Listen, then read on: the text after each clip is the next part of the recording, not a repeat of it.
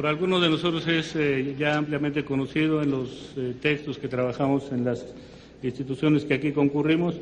Sin embargo, sí queremos hacer una presentación. Es el doctor Hugo Semerman Merino, profesor investigador en el Colegio de México, en el Centro de Estudios Sociológicos. Tiene la carrera iniciada de Sociología Rural en la Universidad de Wageningen, Holanda. Es maestro en Sociología de la Facultad Latinoamericana de Ciencias Sociales, licenciado en Derecho de la Universidad de Concepción de Chile.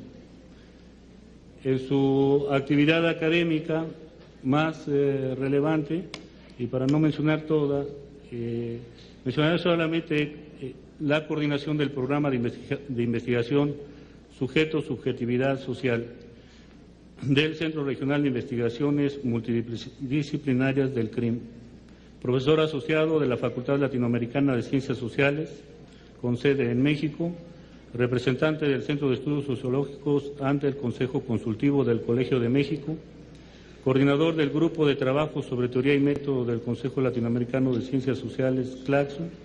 Entre sus libros más relevantes que nosotros con más frecuencia utilizamos están Los Horizontes de la Razón, El Sujeto, Existencia y Potencia, editorial Antropos, Barcelona, Umbrales, el problema de la subjetividad social, en Antropos, Barcelona, Conversaciones didácticas, el conocimiento como desafío, seminario impartido en la Facultad de Ciencias de la Educación, Universidad Nacional de Comahue, Argentina, Reflexiones en tiempos de la globalización, reformas de Estado y reformas educativas. La crisis de las ciencias sociales, Centro Boliviano de Investigación Educativa, ediciones Sevilla y La Paz. El maestro Hugo Semerman tiene pues con nosotros un trabajo que ha venido realizando ya de unos años. Nos ha acompañado, quisiera comentar, en los encuentros de investigación educativa a lo largo de toda esta historia de los encuentros. Quisiera presentarlo en este sentido como uno de los investigadores que son decanos de los encuentros. Muchas gracias, maestro.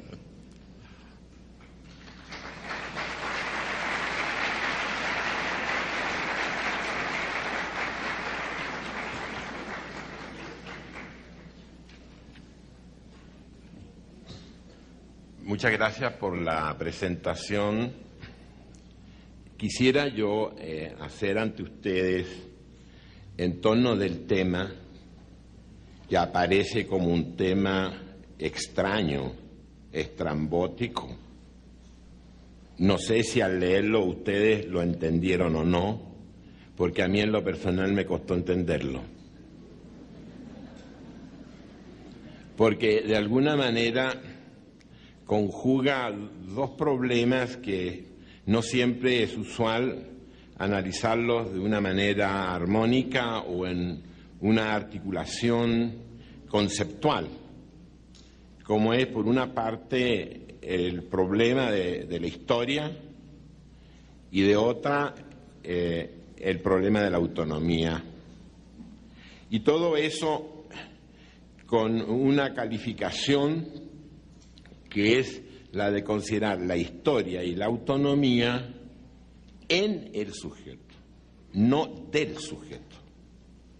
Y esto tiene, desde luego, implicaciones desde lo gramatical, en el plano filosófico, en el plano ético y, por lo tanto, también en el plano epistémico, si por episteme entendemos el esfuerzo del hombre por construir una relación con la realidad. No es en sí la realidad ni es la relación, pero sí es el esfuerzo de su construcción. Desde esta perspectiva, entonces, lo epistémico es parte de la vida cotidiana.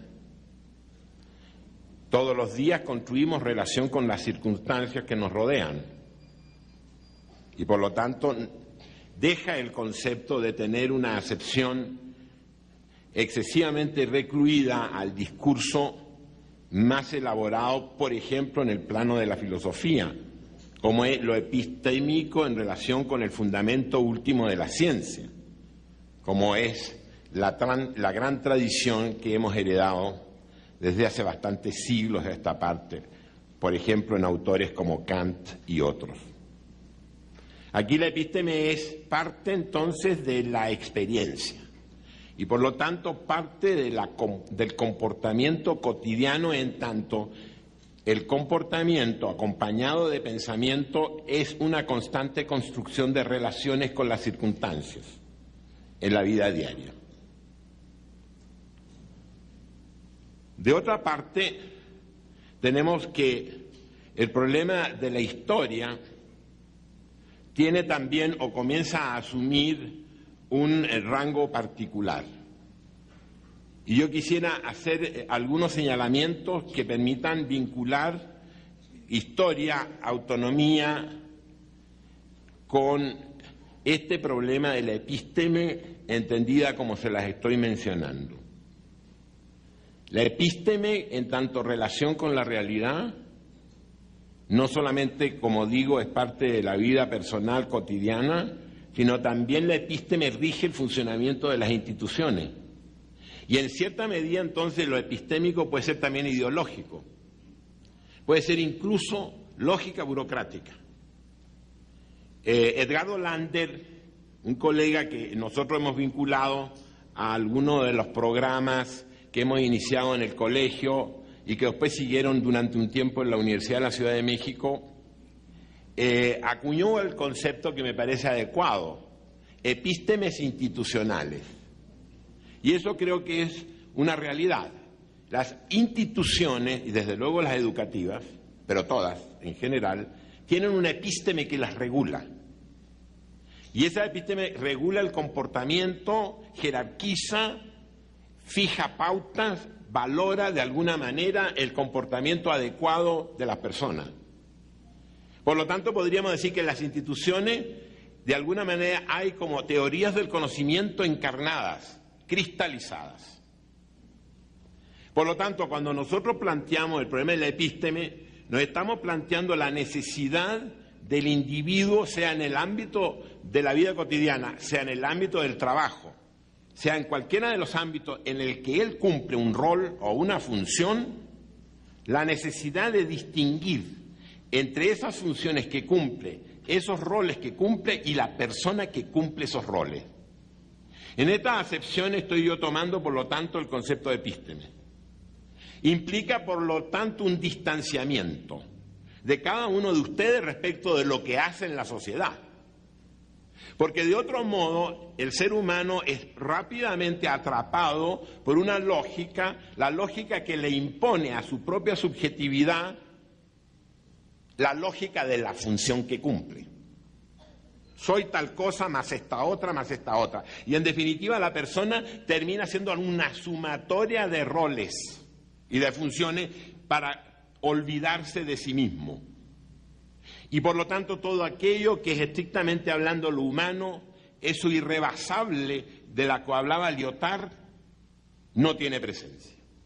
Y esto es importante señalarlo porque en la medida en que los seres humanos se subordinan a los roles que cumplen, a las funciones que cumplen, terminan siendo instrumentos de esos mismos roles o de esas mismas funciones, y en el plano psicológico y valórico eso tiene grandes implicaciones. Es una, no la única, pero una importante razón de la subordinación, de la pasividad, a veces de la pérdida de sentido, del no se puede, del ni modo, que es parte de una lógica que es inherente a la sociedad. La lógica que se expresa en las funciones que el hombre cumple en la sociedad. Y esa lógica siempre ha sido, desde que está organizada la sociedad humana, la lógica del poder. El poder es eso. El poder es ubicar a la gente en funciones, dentro de un conjunto de roles que tienen relaciones entre sí, diferentes relaciones, generalmente jerárquicas o complementarias, y es eso lo que en otros términos llamaríamos orden. Por lo tanto, en la medida en que nos sometemos a esas funciones, la individualidad, la subjetividad de cada quien termina siendo domeñada por esa lógica del poder-orden que se impone a través de las funciones. Por lo tanto, desde esta perspectiva, la epísteme es ese distanciamiento. Es un distanciamiento que supone una postura racional, una postura deliberada. No es producto de un acto cualquiera, no es producto de una ocurrencia, ni menos de una inspiración. Supone postura, supone colocarse, supone entender qué es lo que me determina. Y eso es una de las empresas fundamentales en la sociedad moderna. ¿Por qué en la sociedad moderna? Porque uno de los rasgos de la sociedad moderna es precisamente la imposición de una red compleja de funciones que todos los días tenemos de alguna manera que cumplir y que terminan por transformarse en dimensiones de uno mismo. La literatura, desde hace muchos decenios, que viene denunciando esto. Hay autores muy conocidos por ustedes que de alguna manera tuvieron la premonición de que esto estaba por ocurrir cada vez de manera más fuerte.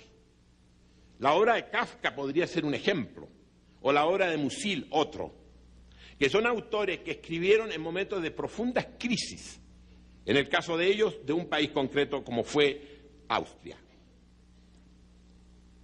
Decir el hombre no es solo el conjunto de sus roles, el hombre es algo más que eso. E implica, en la perspectiva en que nosotros nos estamos colocando, ese distanciamiento para poder reconocerse a sí mismo al interior de sus propias determinaciones. Esto es fundamental entenderlo para poder darle sentido a la relación entre historia y autonomía. Porque detrás de lo que estoy señalando está el gran tema que ha preocupado siempre a los filósofos, que preocupa algo, aunque no lo suficiente, a las ciencias sociales diría, y que preocupa poco a la educación en circunstancias que debería ser quizás una de sus preocupaciones centrales. Me refiero a la siguiente afirmación que tiene tantos siglos de plantearse como pensamiento racional hay, por lo menos en el Occidente, que es entender de que la sociedad humana, esa que nos cobija, no está completamente organizada, no está completamente determinada. Porque si fuera así, si todo lo que nos acontece todos los días o en el tiempo histórico estuviera perfectamente ceñido a ciertas lógicas de determinación, como le gusta señalarlo a los discursos científicos, el hombre no tendría espacio dentro de la propia sociedad. Y eso es importante porque lo que ocurre es que los fenómenos sociales, los fenómenos económicos, los fenómenos políticos, institucionales, tecnológicos, todo aquello que de alguna manera podríamos considerar que es el conjunto de condicionamientos de la persona, del individuo, de los grupos, no agota las determinaciones sobre la persona. Hay espacios sociales, hay espacios en la sociedad humana, lo estoy diciendo en ese nivel de abstracción, que no están determinados, que están indeterminados. Y estos espacios indeterminados son precisamente los espacios de actuación y de reactuación del hombre, para él ser constructor de sus propias realidades. Esto es una afirmación fundamental, que si nosotros la analizamos desde una perspectiva muy amplia, está presente en casi todos los grandes pensadores. Desde la gran filosofía griega, que de alguna manera dio paso a esto, cuando inaugura los discursos de la racionalidad del Occidente en el siglo V a.C., el siglo IV a.C., hasta hoy. Cuando se señala, por ejemplo, por algunos analistas de la época, que el hombre pudo romper con las cosmogonías que lo tenían aprisionado o atrapado en el estilo de Píndaro o gente así, por un acto de voluntad, de enfrentarse a las circunstancias y de señalar que pueden las cosas hacerse y decirse y por lo tanto pensarse de una manera diferente. Es lo que pasa con la Edad Media. La Edad Media también es un gran momento de ruptura de estos condicionamientos y esto hay que recuperarlo, porque muchas veces se cree que la Edad Media es la edad del oscurantismo. No es la edad del oscurantismo. La Edad Media, por lo menos la Alta Edad Media, es un momento de génesis de los pensamientos más brillantes que surgieron y se desarrollaron 100 o 200 años después. Y su gran aporte está precisamente en haber hecho el esfuerzo de distanciarse de ciertos lenguajes que aprisionaban al hombre, por ejemplo, en la lectura de la naturaleza. Como es la inauguración de los lenguajes geométricos, de los lenguajes matemáticos que se crean en la Edad Media y que permiten posteriormente el gran desarrollo de la física en el siglo XVII y que de alguna manera representan otra forma de ver los fenómenos naturales, rompiendo con los lenguajes de la escolástica. Y seguimos. Y en el siglo XIX tenemos el pensamiento de Fichte y gente así que se centra de una manera muy clara en la autonomía del sujeto, en la capacidad, como decían ellos en ese momento, siglo XIX, en la capacidad de autodeterminación, la gran preocupación de la filosofía clásica europea del siglo XVIII y del siglo XIX. La capacidad de autodeterminarnos. La capacidad de autodeterminarnos no escatológicamente, sino cotidianamente, que de alguna manera es el gran reto que desde una perspectiva diferente recogen algunos autores de diferentes orientaciones tan distintas como podría ser Nietzsche, por ejemplo, con su rescate de la subjetividad, con su rescate de la voluntad, entre otras cosas, con su rescate del deseo, con su cuestionamiento al discurso filosófico de alguna manera enquilosado, y Marx, que es parte de esta herencia de pensadores que rescatan esta autonomía del ser humano frente a sus propias circunstancias. En las tesis sobre Feuerbach, por ejemplo, Marx señala en la tercera tesis de Feuerbach esta idea central. Una idea central que la repetimos a veces como papagayo, pero que no terminamos por entender. Así como el hombre está determinado por sus circunstancias, también crea sus circunstancias. Esa famosa frase, el educador puede también ser necesario que sea educado. O sea, aquello que hemos recibido y que nos conforma debe ser a su vez reconformado. Y esta es una manera de rescatar no solamente el pensamiento, sino la voluntad y toda la subjetividad dentro de una perspectiva fundamental, que es la del hombre como constructor, el hombre como hacedor de sí mismo y de sus realidades, aquellas que lo rodean. En el siglo XX tenemos también en esa misma línea el pensamiento de Apple, por ejemplo, cuando él dice, deteniéndose un poco en el problema, que hay una enorme cantidad de condicionamientos potentes en el ser humano que son inconscientes y que por lo tanto es tarea del hombre hacerlos conscientes.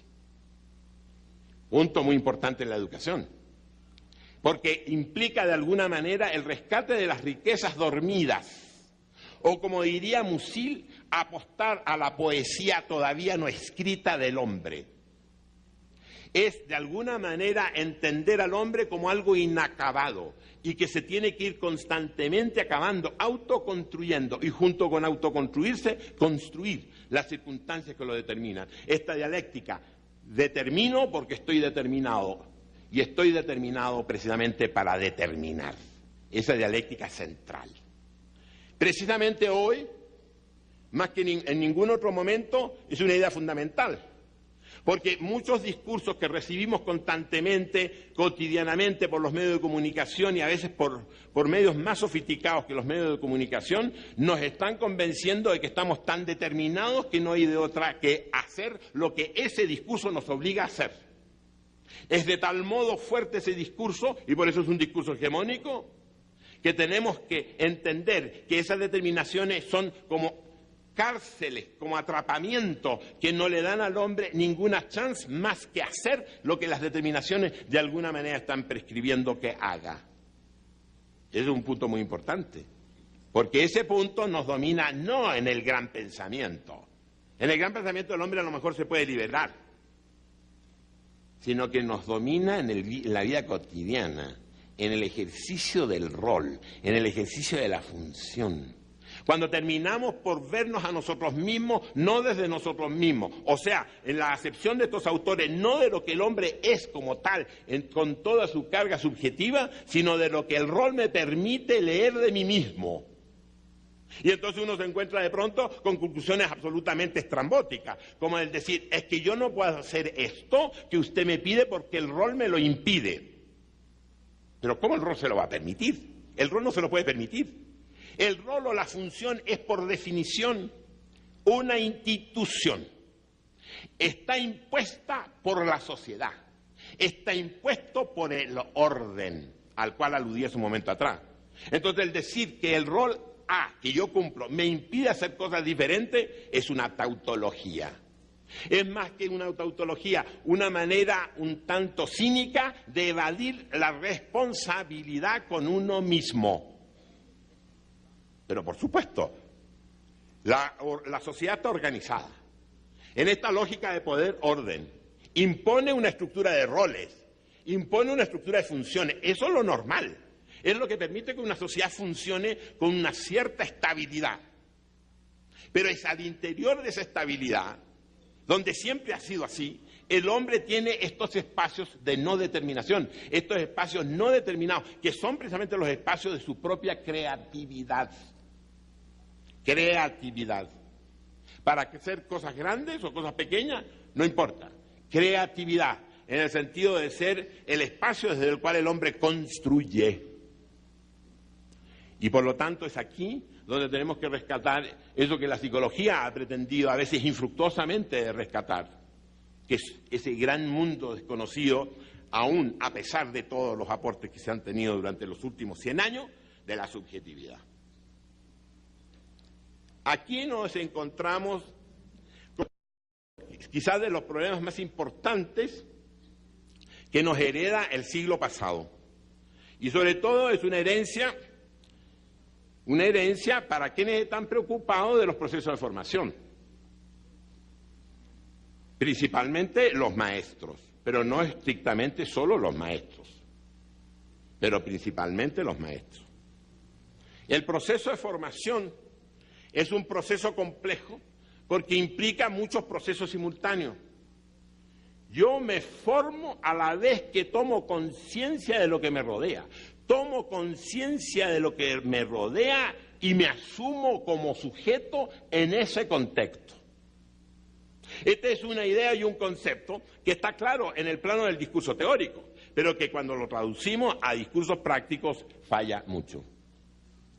Es de una manera clara alude a uno de los temas fundamentales que se comienzan de nuevo a redescubrir hoy, a finales, o más bien a comienzos del siglo XXI, que es recuperar, mirando al sujeto como central, algunas viejas categorías que el pensamiento había acuñado siglos atrás, a veces milenios atrás, y que después dejó de lado, sobre todo a partir de este logocentrismo que se impone sobre todo en Occidente a partir del siglo XVI y del siglo XVII. Ese logocentrismo que permitió al hombre un gran salto, sin duda, en la construcción del conocimiento de la naturaleza y de la propia sociedad a partir de mediados del siglo XIX en adelante, pero de la naturaleza a partir del siglo XVI, quizás antes. Ese logocentrismo limitó, en la medida que transfirió la carga del razonamiento o la forma del razonamiento a la construcción de objetos científicos, limitó la capacidad del hombre de mirarse a sí mismo. Si nosotros analizamos desde esta perspectiva, por ejemplo, los inicios de las psicologías del siglo XX, por ejemplo, como Freud, vemos que Freud es heredero todavía de esto, es heredero de alguna manera de este logocentrismo y transforma la psique en un objeto casi anatómico, susceptible de desarmarse o de armarse, que es precisamente la gran crítica que de esta perspectiva le formula a Freud no solamente un Jung, que quizás es otro tipo de crítica, sino Víctor Frankl, con su concepto de proyecto, con su logoterapia y todo ese tipo de cosas. Lo que me interesa aquí destacar es el problema del peso enorme que tienen ciertas estructuras categoriales para analizar la subjetividad humana y que en la medida en que todavía llevan la impronta de esas lógicas mecánicas para analizar todo, como fue la que se inicia, digamos, con la gran filosofía cartesiana en el siglo XVII, evidentemente podemos perder la posibilidad de entender algunas cosas, algunos fenómenos, algunas realidades, algunas dinámicas que no son claramente susceptibles de analizarse en el marco de esas lógicas tan mecánicas. Esto es importante no solo en el plano del método, no solamente en el plano de la construcción del conocimiento, sino fundamentalmente en el plano fundamental que debería preocuparnos en este instante, que es cómo podemos, como seres humanos, enriquecer esa subjetividad humana. Lo que los analistas de la literatura de hoy, como por ejemplo como Arnold Bloom, destacan a partir de las obras de los grandes genios de la literatura, como por ejemplo el caso de Shakespeare, cuando dicen se ha producido una expansión de la subjetividad. Si nosotros analizamos la literatura, si nosotros analizamos la pintura y la música de los últimos 100 años, por ejemplo, vemos que efectivamente se está dando un proceso complejo de esto que Bloom llamaría la ampliación de la subjetividad. Ese hecho que nosotros pasamos a veces por alto. Pero si analizamos el problema de la experiencia humana o de la subjetividad, desde el ángulo de los discursos logocéntricos, todavía vigentes, desde los ángulos tanto de los discursos de las ciencias duras como del ángulo de las ciencias sociales, vemos que eso no es así. Vemos que esa expansión de la subjetividad que se ha ido dando en la literatura a partir del siglo XVI en adelante, con altas y bajas, con avances y retrocesos, porque tampoco es una lectura efectivamente lineal. Si nosotros comparamos la literatura inglesa isabelina con la literatura clásica francesa de ese siglo o del siglo posterior, vemos que no es un camino lineal, que de pronto los avances, por ejemplo, de la literatura isabelina no se correspondieron a los avances de la literatura clásica francesa. Es decir, el hombre busca, encuentra, pero también se desencuentra. Sin embargo, si lo vemos en términos de una gran tendencia histórica, sin duda alguna se ha ido dando una gran expansión. Y eso ha estado muy claro en las revoluciones estéticas del siglo XX.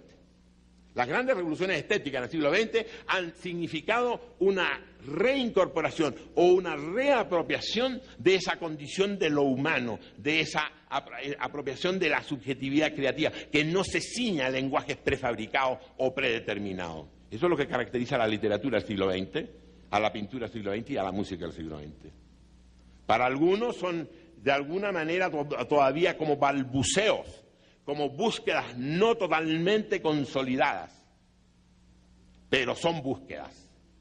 Y esas búsquedas en ese ámbito de la creatividad humana sí nos están enseñando cosas muy importantes, pero sin embargo no se acompañan esas búsquedas de expansión de la subjetividad en los discursos de la ciencia. Los discursos de la ciencia todavía están muy atrapados a ciertos rigores, a ciertas formalidades, a ciertas estricteces que todavía hemos heredado de un discurso excesivamente logocéntrico, a pesar de que comienzan también las críticas en ese sentido. Por ejemplo, en la historia. En la historia, con la reimplantación en la forma del razonamiento histórico. Sus materiales completos.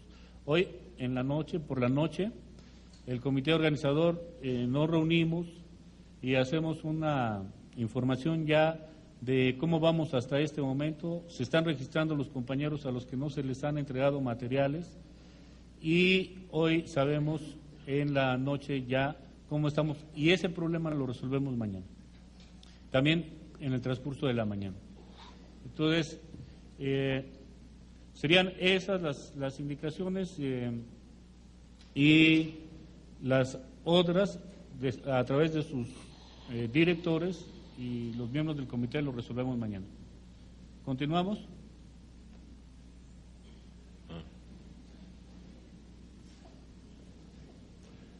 Menos mal que no fue la sinfonía inconclusa.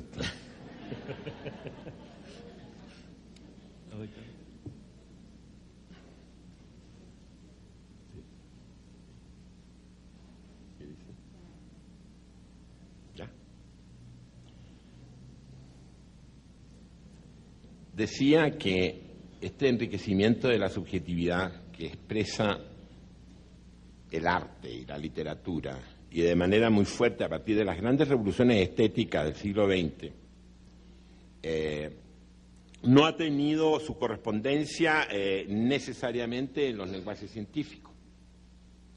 Y creo que ese es uno de los tópicos que hoy día más deben preocupar,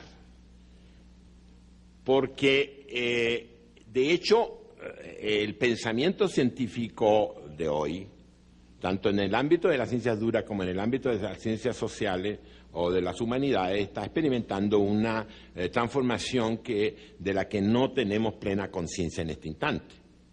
Y que se explica porque comienzan ahora a tener presencia en la discusión científica cuestiones que se vienen arrastrando desde hace muchos decenios.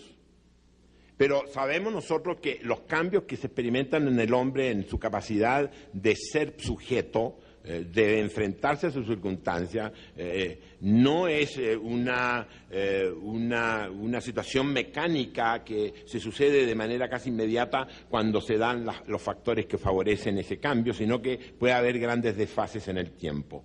Hoy, por ejemplo, yo colocaría como en el centro del debate por las implicaciones que tiene no solo en la construcción del conocimiento, sino porque tiene clarísimas repercusiones en los procesos formativos, es un cambio en las categorías clásicas con las que hemos estado entendiendo lo que es realidad, lo que es la subjetividad del hombre. Esa categoría que hemos heredado nosotros desde hace muchos siglos, por lo menos los últimos 400 o 500 años, son las que en este momento experimentan crisis.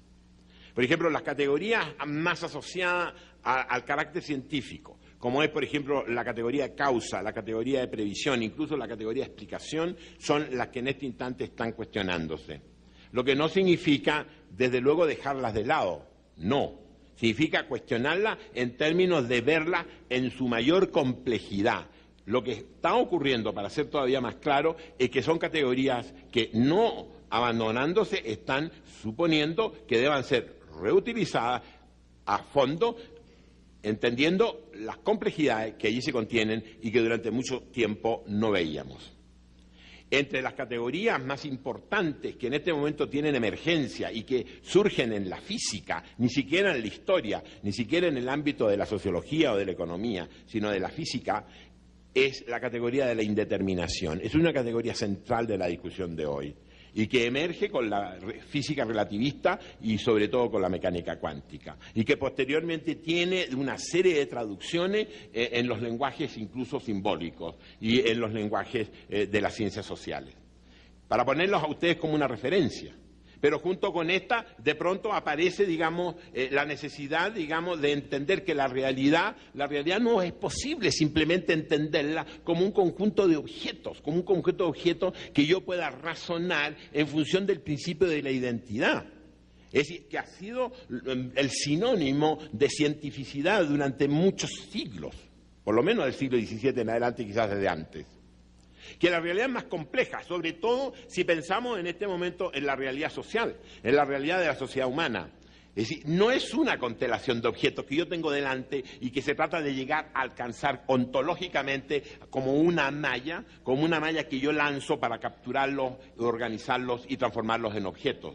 No, la realidad es más que eso. Y ya lo sabemos desde finales del siglo XIX y comienzos del siglo XX con Dilthey y gente así, que la realidad no es una conjunción de objetos. La realidad es más que eso. La realidad, en la medida en que es un resultado del propio hombre, un resultado de la propia acción del hombre individual y también de las distintas formas de lo colectivo, no puede agotarse en objetos sencillos, susceptibles de ser apropiados por el principio de determinación y de identidad. Ahí hay un punto muy serio que tiene muchos desafíos que hoy día no se terminan todavía por aclarar.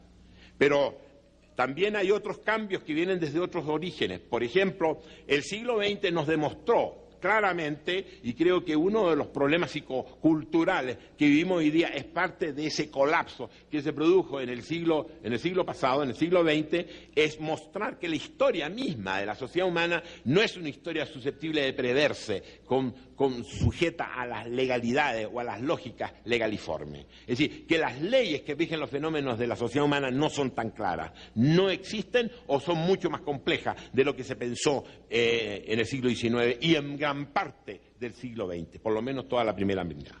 Toda la primera mitad del siglo XX vivió en ese optimismo científico, de que la sociedad humana era posible de conocerse porque habían leyes que regían ese conjunto de fenómenos. Lo que el siglo pasado nos demuestra es que eso no es tan claro, que hay enormes complejidades que no se agotan en simplemente de entender o de inferir desde leyes ciertas conclusiones. Y esto ha colocado y esto es fundamental desde el punto de vista de la educación, ha colocado de nuevo en el centro de la discusión, tal como pudo serlo en el siglo V antes de Cristo, con los grandes filósofos presocráticos, al sujeto. El sujeto como individuo o el sujeto en sus distintas formas sociales está en el centro del debate, nuevamente, como pudo estarlo también en el siglo XVIII, pero quizás en una acepción diferente. Hoy el sujeto está en el centro porque la realidad es una realidad que construye el propio sujeto. Y esto tiene una enorme cantidad de implicaciones, entre las cuales una de las más importantes está en enriquecer, y aquí viene el punto, de enriquecer el pensamiento entendido como formas de razonamiento. Entonces, lo que se trata es de hacer más complejo, de hacer más potente, por lo tanto, esa forma que el hombre tiene de pensar sus circunstancias y a sí mismo. Es aquí donde entonces surgen una serie de categorías que se vienen acuñando desde hace mucho tiempo y que hoy día de nuevo comienzan a ocupar un lugar central. Categorías que fueron olvidadas hace siglos, que tuvieron su origen quizás en el pensamiento clásico, que tuvieron después presencia en el pensamiento teológico, sobre todo en la escolástica, por lo menos hasta el siglo XII o siglo XIII, que es la categoría hoy en proceso de recuperación, como la categoría de la necesidad, como la categoría de la potencia. Eso no son simplemente alegorías, no son retóricas baratas, no, aluden a fenómenos que no parecen ser susceptibles de entenderse de otro modo. Sin embargo, cuando nos detenemos en esa discusión, son categorías poco conocidas, son categorías poco desarrolladas, poco exploradas en sus funciones tanto cognitivas como nociológicas, pero ahí están en el debate. Y están en el debate precisamente para poder rediseñar de alguna manera lo que aquí podríamos llamar el proceso mismo de formación. ¿Cómo sería hoy en la sociedad tecnológica y en la sociedad globalizada la paideia? ¿Qué paideia es la pertinente de trabajar hoy en el contexto de la sociedad tecnológica y de la sociedad globalizada? Eso no es una pregunta. Es una pregunta de difícil respuesta, pero está en el centro del debate. En este contexto se ha producido y se comienzan a dar una serie de aproximaciones para enriquecer el lenguaje, a partir de la premisa que el lenguaje puede contribuir enormemente, como de hecho es así y ha sido probado empíricamente, enriquece el pensamiento, como también es cierto lo otro. También es cierto que la pobreza del lenguaje, y ustedes como maestros lo sabrán mejor que yo, lo empobrece el pensamiento. Esta idea que parece tan sencilla de decir es enormemente difícil de entender, porque la tendencia es a disociar pensamiento y lenguaje, algo que los especialistas saben de sobra que no puede darse. Sin embargo, en la vida cotidiana, en el discurso cotidiano, se da con una gran facilidad la separación de pensamiento y de lenguaje. Hoy se está haciendo un esfuerzo enorme, desde el siglo XIX en adelante, por ejemplo con Nietzsche, entre otros, de enriquecer el lenguaje. Y hoy día uno de los temas centrales en la discusión, incluso de los lenguajes nomológicos, es la recuperación de la metáfora. Pero para hacerlo a ustedes simplemente como un indicador mínimo de esta discusión que indudablemente es mucho más amplia. Es decir, la metáfora como una nueva forma de construcción de conceptos que permitan establecer relaciones más claras. Este es un punto muy importante, esta relación pensamiento y lenguaje al cual nos está llevando esta herencia del siglo XIX, del siglo XX, como es de colocarnos solos frente a la historia a partir de demostrarnos, ese siglo eso lo demostró, de que la historia no decía leyes, sino que era construcción de los hombres. De construcción de los hombres, por supuesto, dentro de ciertas condiciones de posibilidad, que no es el tema de discusión. Es a partir de esto, entonces, donde nosotros, a comienzos del siglo XXI, tenemos a nuestro favor la posibilidad de trabajar sobre la base de herencias potentes que nos heredaron muchos autores insignes que trabajaron, pensaron desde el siglo XIX y durante todo el siglo XX, y ahí están esperando que sean utilizados en un propósito o con un propósito formativo o pedagógico. Estoy pensando en dos grandes líneas dos grandes líneas que conforman esta herencia intelectual que hoy día tendríamos nosotros que poder retomar, porque ambas apuntan al concepto o al problema de la autonomía. Y desde la autonomía, apropiarse como constructores de la realidad. ¿Por qué? Porque el ser autónomo para ponerlo en términos conceptuales relativamente delimitado, implica no ser un mero reflejo de las circunstancias, no ser una mera expresión de aquello que me determina, sino reconocer la posibilidad también de determinar. Por lo tanto, está el concepto de autonomía suponiendo ese distanciamiento del que estaba hablando hace un momento atrás, ese distanciamiento para no ser simplemente víctima de aquello que me determina en un momento de la historia, sino ser capaz de colocarme frente a esa determinación. Y esa capacidad de distanciarse y de colocarse para reinfluir sobre las circunstancias es la autonomía. Y desde esa autonomía poder reapropiarse de toda la experiencia histórica, de toda la acumulación que tenemos en nuestra memoria, se haga consciente o inconsciente. A partir de esta afirmación es donde surgen estas dos líneas fundamentales que nos dejó, no solo nos dejó, que se iniciaron de alguna manera, unas claramente en el siglo XX y otras ya con antecedentes en el siglo XIX. Estoy hablando de la psicología y de la lingüística. Es decir, son dos grandes campos problemáticos que conforman una enorme cantidad de dispositivos y de instrumentos que nos permitirían, reapropiados en un discurso formativo, permitir avanzar gigantescamente y a lo mejor con cierta velocidad en resolver este problema de el individuo centro, el individuo que no está simplemente conformado por sus circunstancias, sino el individuo capaz de construir sus circunstancias. Ahí está el desafío. La psicología ha mostrado, sobre todo las psicologías cognitivas, han mostrado todos esos mecanismos propios de la subjetividad desde los cuales el individuo puede ser potenciado. En todas las variantes teóricas que ustedes puedan elegir. Desde un Piaget en adelante. Sería cosa de detenerse y decirles cuáles son estos mecanismos. Esa es precisamente la tarea. Esos mecanismos están descritos. Están descritos quizás en algunos autores en un ciclo vital del hombre. El problema entonces no es reducir esos mecanismos dinámicos a esos ciclos vitales que podrían ser el ciclo de la niñez o parte de la adolescencia, sino ver qué se puede hacer con esos dinamismos psicológicos descritos por estos autores en el momento posterior ya a la terminación del proceso de formación psicogenética de una persona. ¿Qué pasa con un hombre de 30 años, por ejemplo? ¿Qué pasa con un hombre de 35 años? ¿Qué pasa con un hombre de 40? Estas son preguntas muy relevantes en sociedades altamente tecnológicas que están suponiendo, como ustedes lo saben por experiencia personal, un constante proceso de calificación y de recalificación para poder insertarse y reinsertarse constantemente a un mercado constantemente en cambio tecnológico. O sea, el proceso de la formación, en términos incluso técnicos, profesionales, no termina a los 24 o 25 años, no termina nunca. Por lo tanto, en ese contexto que es propio de las revoluciones tecnológicas que estamos viviendo hoy día y que son parte de la globalización, este proceso de recuperación de los mecanismos dinámicos no termina a los 18 años o a los 20 años, termina mucho después. La experiencia que nosotros hemos tenido en México con alumnos de 40 años, con alumnos de 50 años, que han demostrado tener una creatividad incluso mayor que los jóvenes de 23 o de 24 años, me lo demuestra a mí en lo personal, como un problema social. El poder recuperar esos dinamismos en etapas de edad muy superiores, porque la sociedad se va prolongando en su esperanza de vida y por lo tanto también la posibilidad de ser activo se prolonga en el tiempo. Y esos son problemas no resueltos. No resueltos. Porque no se trata de traducir todos estos mecanismos psicológicos a terapias múltiples. No.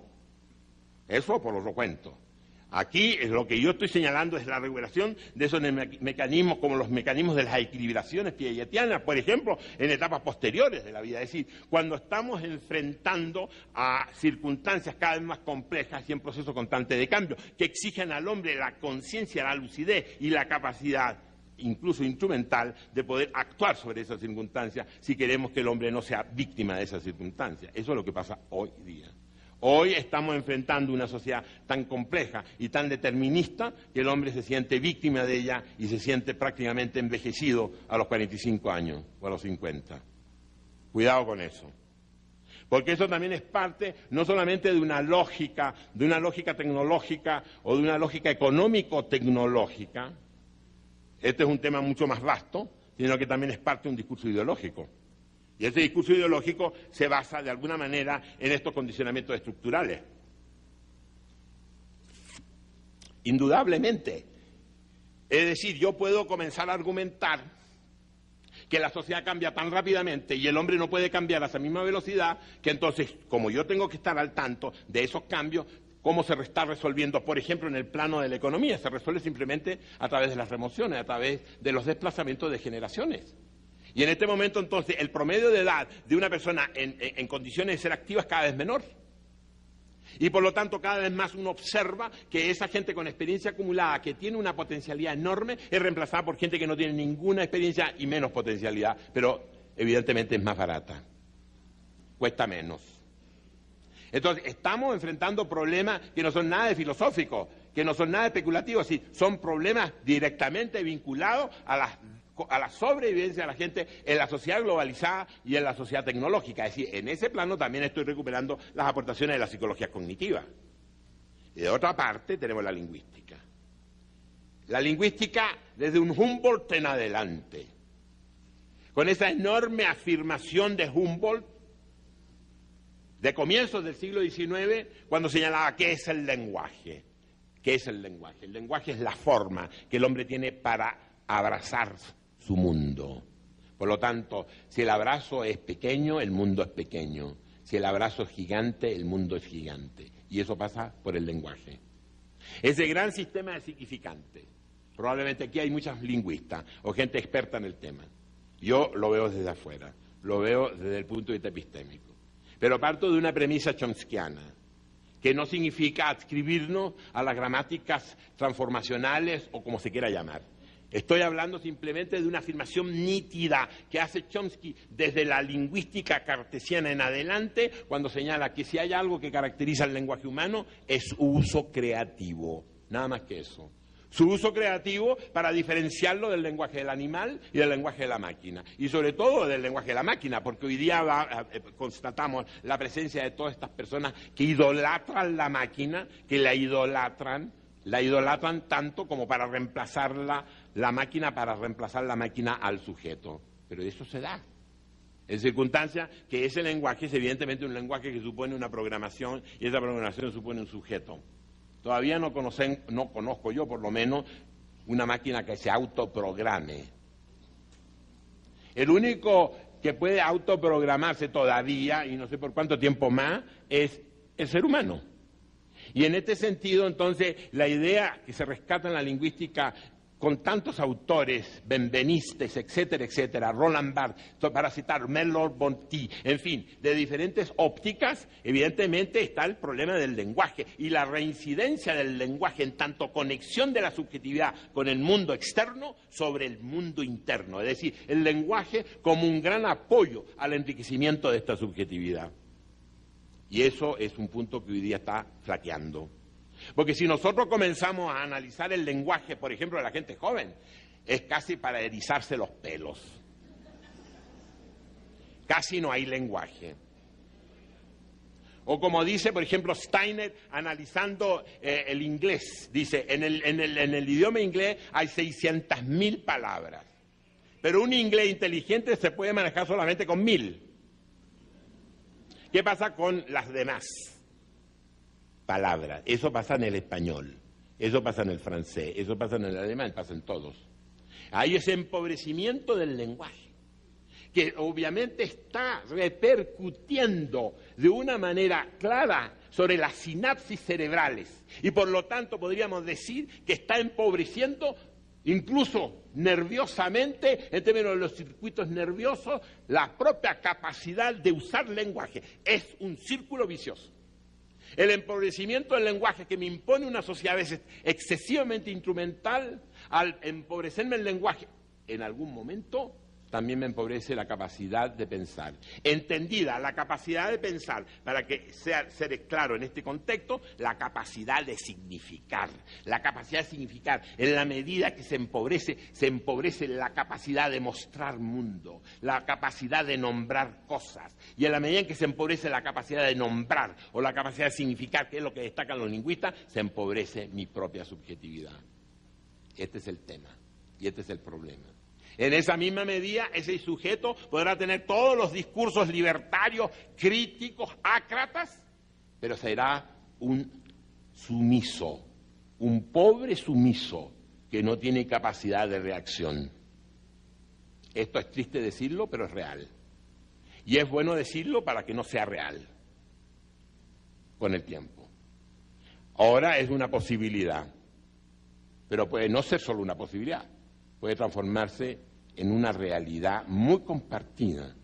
Y quizás no estemos tan equivocados en afirmar, y por eso hay que estar alerta, que los discursos de hoy, los discursos de las lógicas dominantes de hoy, miradas desde la perspectiva de este empobrecimiento del lenguaje y del efecto que el lenguaje tiene sobre las capacidades de significar, a lo mejor lo que buscan es eso. Hipótesis de trabajo para no atribuir malas intenciones a ninguna corporación transnacional. Lo que se busque sea individuos sin capacidad de significar, pero sí con gran capacidad para consumir. Eso sí, cuidado, el consumo queda intangible, es decir, cuidado como el santo grial. Lo que se pretende es que no tenga capacidad de significar y por lo tanto no tenga capacidad de enunciar y por lo tanto no tenga capacidad de mostrarse a sí mismo y a los demás realidades. Y eso es algo que está comenzando a ocurrir ya. El efecto que está produciendo el uso excesivo, por ejemplo, de la electrónica en el plano de las computadoras a nivel de los procesos de formación es claro. Hay una suerte de automatización del razonamiento y una pérdida de la capacidad de razonamiento. Ese es el riesgo. No digo que esté ocurriendo hoy, pero va a ocurrir. Y lo que es más grave es que hay grupos sociales que quieren que ocurra. ¿Por qué? Porque indudablemente, mirado desde la perspectiva ahora del orden social, del orden económico, esta problemática del sujeto tiene una significación muy importante. Es decir, se trata de entender que los sistemas económicos y los sistemas políticos, por malos que sean, por frágiles que sean, por muchos flancos que presenten, subsisten y se pueden reproducir si no hay personas capaces de cuestionarlos.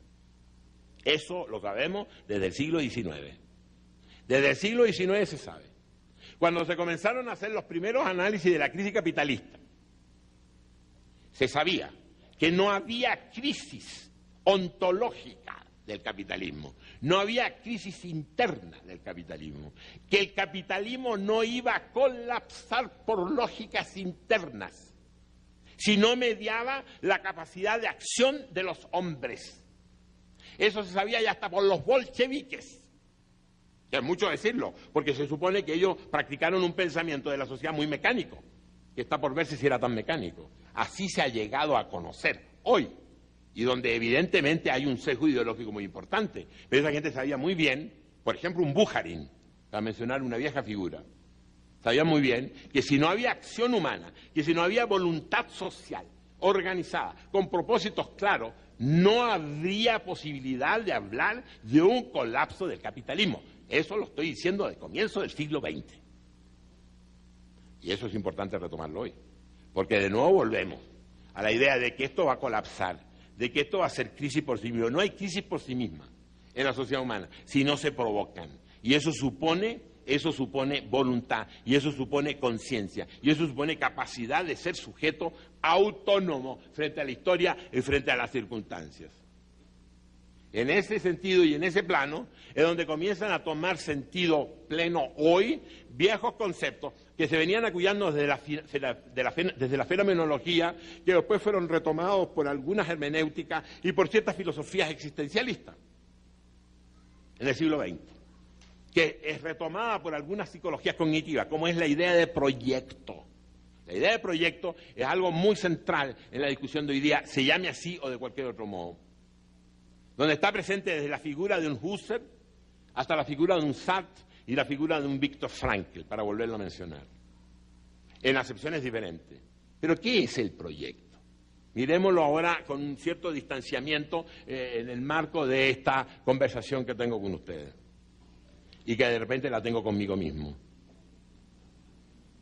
Es la idea de no perderse en el corto plazo, es la idea de no perderse en las circunstancias, es la idea de utopía, es la idea de visión de futuro, pero una visión de futuro que no sea simplemente un juego de ideas, que no sea simplemente, como hoy día les gusta decir a alguna gente aficionada a la ingeniería, escenarios de futuro, como lo podrían pretender, por ejemplo, la teoría de los juegos.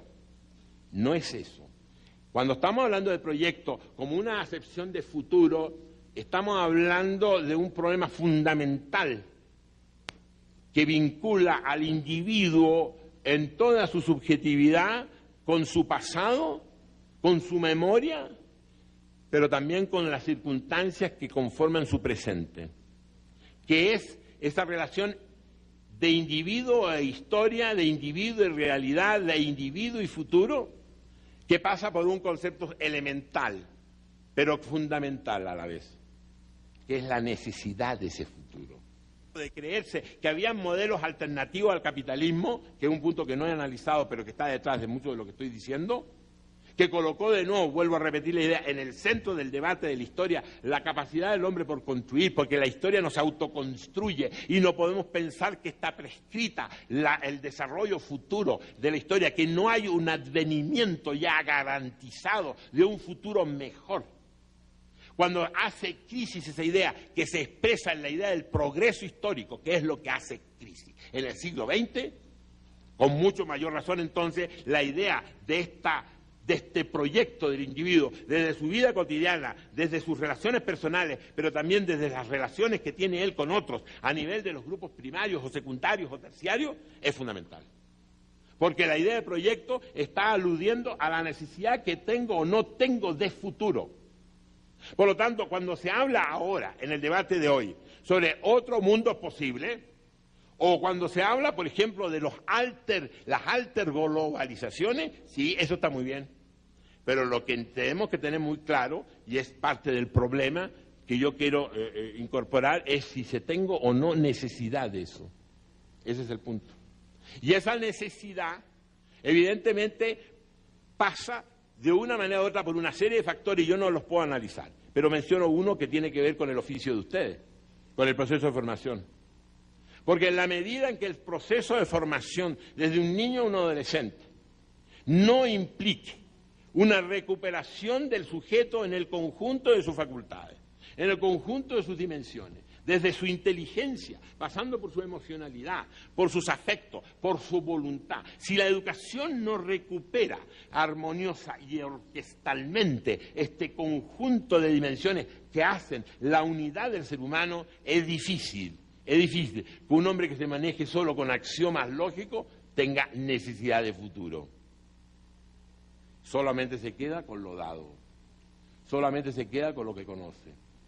Y por lo tanto no va a poder dar respuesta a ese viejo dilema que se planteaba muchas gentes en el pasado, por ejemplo como Lácatos, cuando se preguntaba, como le he comentado a algunos de ustedes, ¿por qué el hombre ha progresado? El hombre ha progresado porque ha tenido necesidad de progresar. Y esa necesidad de progresar se ha traducido en el valor de pensar en contra de sí mismo. Y eso es lo que está en juego hoy. Versus la conformidad, versus la rutina, versus el hábito, versus la tranquilidad de espíritu, que a veces es pobreza de espíritu, versus la comodidad, versus la enajenación del consumismo. Porque todo eso, que está muy bien, nadie está en contra del consumo. Si el consumo significa vivir mejor, pero que no signifique eso vivir mejor a costa de ser sujeto. Eso es lo que quiero señalarle.